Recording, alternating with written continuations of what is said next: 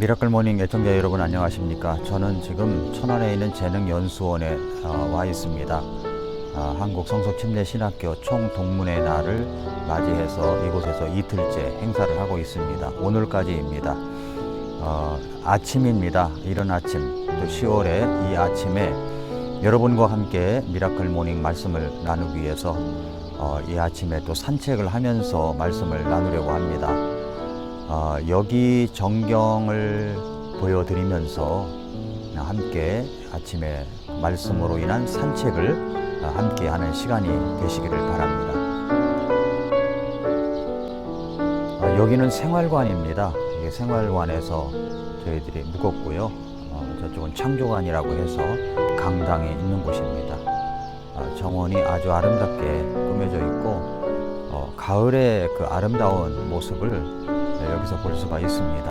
나뭇잎도 단풍잎도 이렇게 물들어가고 있는 이런 모습을 보면서 벌써 이제 10월의 첫날이지 않습니까? 이 아름다운 첫날에 시편 필사와 함께 여러분과 함께 말씀을 나눌 수 있기를 원합니다. 오늘 아침 미라클 모닝 말씀을 시작하겠습니다. 이제 벌써 가을이라고 말할 수 있는 10월이 다가왔습니다. 가을이 차츰차츰 다가오고 있는 것을 느낍니다. 나뭇잎은 조금씩 단풍이 들어가고 있네요. 가을엔 시편을 쓰겠어요 라는 주제로 시편 119편 필사를 이제 시작했는데, 이 10월에 여러분의 마음을 말씀으로 가득 채우는 시간이 되시기를 바랍니다. 눈으로 말씀을 읽고 귀로 말씀을 미라클 모닝을 들으시고 손으로 필사를 해서 손끝의 감동이 마음까지 전달되어 그 모든 총체적 감동이 심장을 통해 피가 흐르는 모든 곳곳마다 말씀으로 채워 이 말씀의 맥박이 힘차게 뛰는 그런 10월이 될 수 있기를 바랍니다. 시편 119편을 보면 각 연마다 8절씩 시작되는 첫 절에 그 연을 시작하는 중심구절처럼 선포되는 말씀이 있다는 것을 깨닫게 됐습니다. 먼저 오늘 시편 119편 73절을 보면 주의 손이 나를 만들고 나를 형성하였사오니 내게 명철을 주사 내가 주의 명령들을 배우게 하소서 라고 말씀을 했습니다. 오늘 말씀의 제목이 시편 119편 73절부터 80절까지 제목을 붙인다면 연애 편지의 맛이라고 하는 제목입니다. 오늘 시편 119편을 보면 각 연마다 8절씩 시작되는 첫 절에 그 연을 시작하는 중심구절처럼 선포되는 말씀이 있다는 것을 계속 보면서 깨닫게 되었습니다. 오늘 시편 119편 73절을 보면 주의 손이 나를 만들고 나를 형성하였사오니 내게 명철을 주사 내가 주의 명령들을 배우게 하소서 라고 말씀을 했습니다. 이 말씀을 보면 창조론부터 시작을 해서 오늘의 내가 있기까지 나는 주님의 말씀을 배워야 한다는 그런 고백입니다. 그뿐만이 아닙니다. 히브리어 알파벳 헤트로 시작하는 57절을 보면 오 주여 주는 나의 몫이오니 내가 주의 말씀들을 지키리라 말하였나이다 라고 말씀을 했습니다. 주님이 나의 몫이라고 이야기를 합니다. 주님이 여러분의 분기시십니까? 주님이 여러분의 전부이십니까? 저는 이 말씀들이 시편 기자가 한 년 한 년을 시작하면서 주님 앞에 드리는 사랑의 고백처럼 들립니다. 그런데 그 사랑의 고백이 놀랍습니다. 하나님의 말씀은 사실 연애 편지와 같다고 생각합니다. 나를 사랑하셔서 나에게 보내주신 러브레터입니다. 러브레터 써보셨습니까? 받아보셨습니까? 저는 써보기도 하고 받아보기도 했습니다.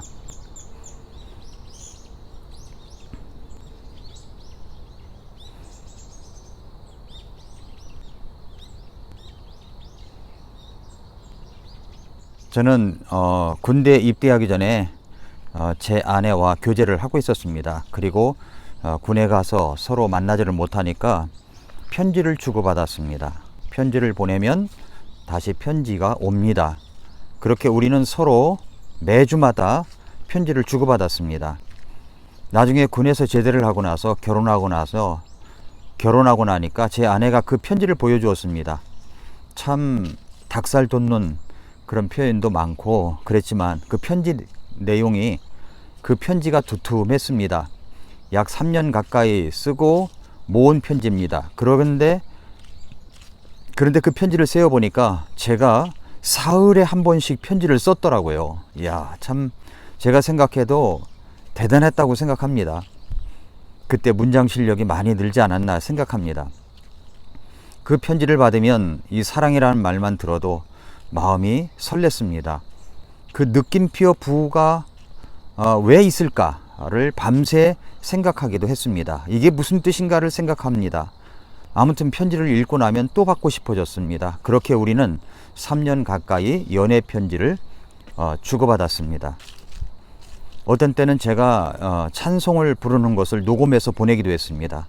그때는 카세트 테이프에 녹음을 했습니다. 참 사랑에 눈이 머니까 그렇게 되더라고요. 연애 편지는 신비한 힘이 있습니다.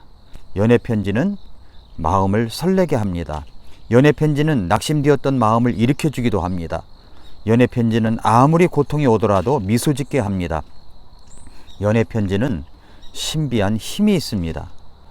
요즘처럼 카톡 하면서 보내는 것도 연애의 감정을 느끼겠지만, 그러나 연애 편지의 맛은 그거하고 비교할 바가 안 됩니다. 그건 경험한 사람만이 압니다. 우체국을 통해서 보내온 편지 말입니다. 그런데 여러분 아십니까? 하나님께서 우리를 사랑하셔서 보내주신 연애 편지가 바로 성경입니다. 하나님의 말씀입니다.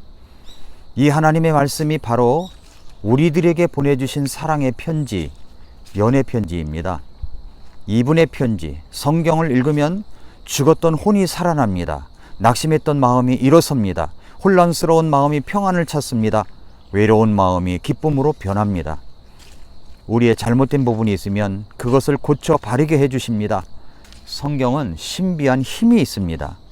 그래서 히브리서 4장 12절부터 13절에 보면 하나님의 말씀은 살아있고 권능이 있으며 양날 달린 어떤 검보다도 예리하여 혼과 영과 및 관절과 골수를 찔러 둘로 나누기까지 하고 또 마음의 생각과 의도를 분별하는 분이시니 그분의 눈앞에서 드러나지 아니하는 창조물이 하나도 없고 모든 것이 우리와 상관하시는 그분의 눈에 벌거벗은 채 드러나 있느니라 라고 말씀을 했습니다. 하나님의 말씀은 나에겐 연애 편지와 같습니다. 요즘 들어 더욱 그렇게 연애 편지의 맛을 성경에서 찾아내게 됩니다. 너무 행복합니다. 어떻게 표현할 단어가 떠오르지 않지만 그것은 연애 감정이다 이렇게 표현하고 싶습니다. 오늘 본문에 먼저 시편 119편 73절을 보면 주의 손이 나를 만들고 나를 형성하여 싸우니 내게 명철을 주사 내가 주의 명령들을 배우게 하소서라고 했습니다. 이 한 줄의 고백이 있기까지 시편 기자는 얼마나 많은 시련과 변화의 굴곡이 많았을까를 생각하게 됩니다. 주의 명령들을 배우게 하소서. 저는 그렇게 하나님의 말씀, 명령, 법규, 법 이런 말씀들을 더 배우고 싶습니다. 여러분도 그런 마음이십니까?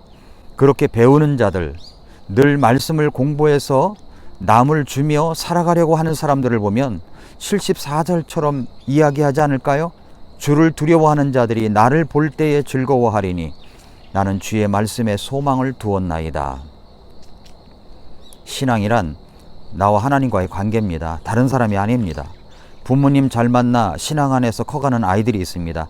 그런데 그런 자녀들이 직접적으로 하나님을 만나고 구원받고 그 신앙이 개인적 체험으로 개인적 신앙이 되지 아니하면 끌려다니는 사람처럼 살 것입니다. 오늘 본문인 시편 119편 73절부터 80절을 보면 나를, 내게, 나의, 내가, 나는, 나라는 말이 13번이나 나옵니다. 8절의 문장 속에 13번이나 나를 강조합니다. 그러니까 신앙이란 나와 하나님과의 직접적인 체험적 신앙이 될 때 소망도 기쁨도 감사도 나오는 것입니다. 시편 기자처럼 주의 손이 나를 만들고 나를 형성하여 싸우니 내게 명철을 주사 내가 주의 명령들을 배우게 하소서라는 고백도 나오는 것입니다. 무엇을 그렇다면 배울 수가 있을까요? 첫째, 고난의 의미를 말씀 안에서 찾습니다.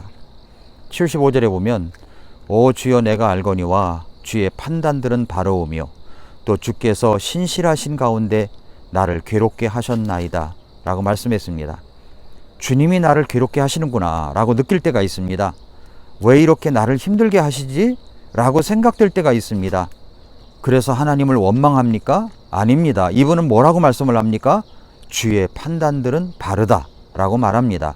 그리고 주님께서 신실하신 가운데 나를 괴롭게 하셨다고 합니다. 표현이 아주 참 멋있습니다. 주께서 신실하신 가운데 나를 괴롭게 하셨다. 본문의 기자는 하나님께서 고난을 주시면 고난을 주시는 목적과 의미를 말씀 안에서 찾았기 때문에 이렇게 고백하는 것이 아닐까요? 마귀가 우리를 시험하는 목적은 우리들을 파괴시켜 주저앉히고 일어서지도 못하게 결국은 파멸시키려는 것이지만 우리 하나님이 나를 시험하시는 것은 나를 더욱 굳센 믿음으로 나를 더욱 성장시키셔서 세워주시고 인도하셔서 결국은 나를 주님의 가장 기뻐하시는 훌륭한 모습으로 자녀로 만드시기 위함입니다. 또 이 말씀 속에서 무엇을 배웁니까? 무엇을 찾습니까? 두 번째, 내게 기쁨이 되는 것을 주님 안에서 찾습니다. 고난을 당하면 나만 당하는 것이 아닙니다. 고난받을 때 신실하게 주님 안에서 견디려고 할 때 참 외롭기도 하고 힘들 때도 있습니다.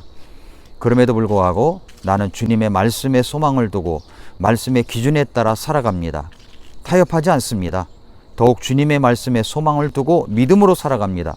그런데 그런 모습을 누군가가 지켜보고 있습니다. 그 내용이 74절입니다. 주를 두려워하는 자들이 나를 볼 때에 즐거워하리니 나는 주의 말씀에 소망을 두었나이다. 말씀에 소망을 두고 살아가는 기쁨이 넘칠 때 그 모습을 누군가가 보고 말씀 안에서 살아가는 자들이 위로를 사고 기쁨을 삼습니다. 말씀이 나의 소망입니다. 77절에서 주의 친절한 긍휼이 내게 임하게 하사 내가 살게 하소서 주의 법은 나의 기쁨이니이다 라고 했습니다. 주님의 말씀은 나의 기쁨입니다. 사랑하는 애청자 여러분, 그렇다면 이 10월은 눈으로, 귀로, 입으로, 손끝으로까지 하나님의 말씀을 내 심장 속에 담는 이 가을이기를 바랍니다. 말씀이 정말 좋다 하는 순간이 찾아옵니다. 말씀이 너무 달다 하는 순간이 찾아옵니다. 그런 체험을 하나 둘 쌓아갈 때 신앙의 내공이 쌓이는 것입니다. 내공이 쌓여야 장풍도 나가지 않겠습니까?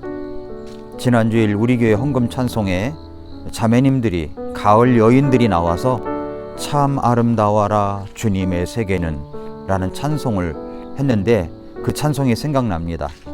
나뭇잎들이 하나 둘 물들어가는 주님이 만들어주시는 이 참 아름다운 계절에 시간이 가도 세월이 가도 2019년 가을이 우리 주님의 사랑의 편지, 사랑의 말씀 때문에 기억에 남는 아름다운 계절로 만들어 가시기를 축복합니다. 오늘도 미라클 모닝입니다.